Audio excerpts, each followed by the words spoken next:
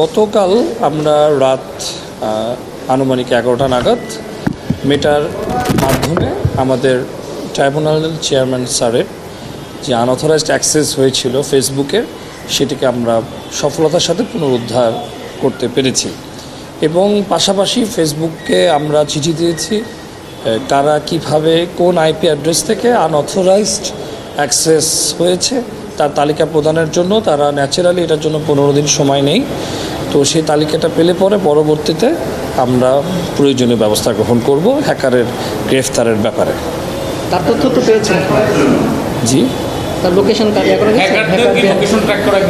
হ্যাঁ, আসলে যখন এই ঘটনাটা ঘটে আমরা হ্যাকারদের লোকেশনটা ট্রেস আউট করার থেকে আইন মোতাবেক বিধি মোতাবেক আমরা মেটার সাথে জিডি সাপেক্ষে যোগাযোগটা শুরু করি এবং যে কোনো আনঅথরাইজড অ্যাক্সেস তার জিও লোকেশন, ইলেকট্রনিক ভৌগোলিক অবস্থান সব কিছুই আপনার মেটার কাছে আছে। এবং মেটা যখন আমাদেরকে আইনসম্মত উপায় এটা আমাদেরকে প্রেরণ করবে তখন আমরা ক্রস বর্ডার জুডিশিয়ারি সিস্টেমের আওতাভুক্ত হয়ে পরবর্তী আইনি প্রক্রিয়া করতে পারবো এবং অবশ্যই হ্যাকার ইনশাল্লাহ শনাক্ত হবে।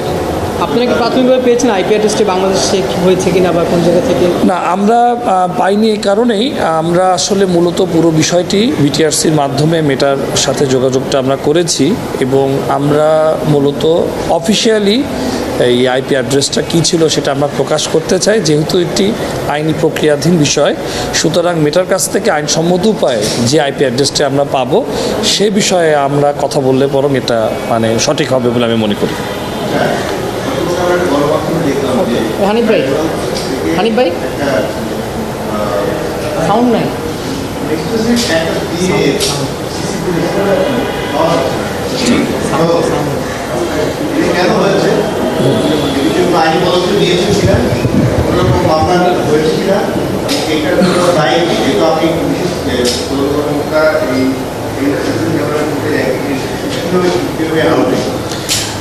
মূলত যে বিষয়টি সেটি হচ্ছে ফ্যাক্ট ফাইন্ডিং কমিটির আমি মেম্বার নই। আমি আদিষ্ট হয়ে আপনাদের প্রাথমিক অবস্থায় সেখানে আমরা জানতে পেরেছি যে সিস লগগুলোতে যে হার্ড ড্রাইভগুলো থাকার কথা ছিল পুরনো নতুন কিছু হার্ড ড্রাইভ সংযোজিত বিযোজিত হয়েছে।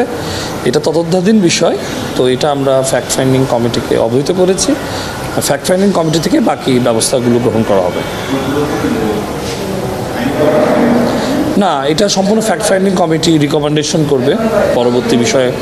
সামগ্রিক যে বিষয়টা ফ্যাক্ট ফাইন্ডিং কমিটি মন্ত্রণালয় দ্বারা আদিষ্ট হয়ে পরবর্তী বিষয়গুলো নেবে। তো সুতরাং আমি অগ্রিম মন্তব্য করতে পারছি না এই বিষয়ে। তবে কোনো জিডির তথ্য আমার কাছে এই মুহূর্তে জানা নেই। তবে হার্ড ড্রাইভ রিফ্লেক্সের ঘটনা ঘটেছে, এটা সিসলগ এবং রেজিস্টার খাতাও আমরা প্রাথমিক অবস্থায় দেখতে পেরেছি। সেটা আমরা ফ্যাক্ট ফাইন্ডিং কমিটিকে আমরা প্রেরণ করেছি। তারিখটা ঠিক আমার এই মুহূর্তে আমার মনে নাই কত তারিখে এটা রিপ্লেস হয়েছে। এটা গত বছরের একটা ঘটনা। ধন্যবাদ।